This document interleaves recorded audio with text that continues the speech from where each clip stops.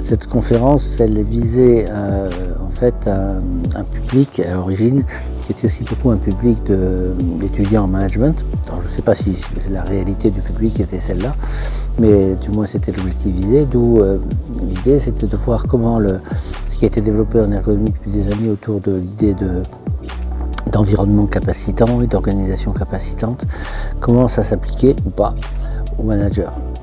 Et en s'appuyant à la fois sur certains travaux de management qui sont un peu pas forcément les plus mainstream, disons, et d'autre part sur quelques études qui ont été faites en ergonomie qui ont abordé la question des managers.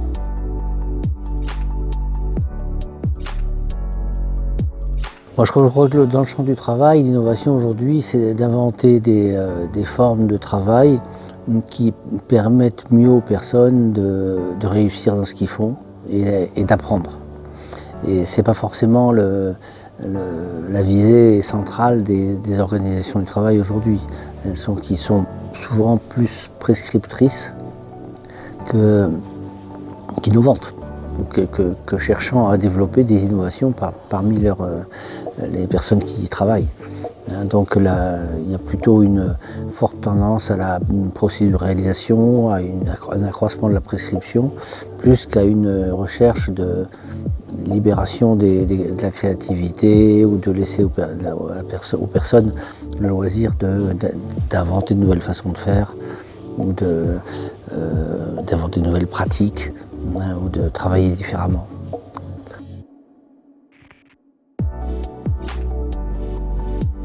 Il y a innovation, ce que je constate plutôt, c'est qu'elle vient du haut, elle est prescrite. Et c'est une innovation dont on peut se demander si elle est tellement innovante, parce que c'est souvent l'application de modèles importés d'ailleurs, et qui sont un peu à la mode. Par exemple, actuellement, l'idée d'entreprise libérée, par exemple, est elle-même une mode, et en fait quelque chose qui est imposé aux salariés. Donc c'est complètement top-down, même y compris ça, de la même façon que le lean management l'était aussi. Donc il n'y a pas, je pense que pour qu'il y ait innovation, pour moi, il faut qu'il y ait libération des énergies créatrices de chacun. Et donc il faudrait qu'il y ait justement, du coup, ça repose sur un modèle de démocratie interne aux organisations, qui n'est pas forcément quelque chose qui a beaucoup de vent en poupe dans les organisations aujourd'hui.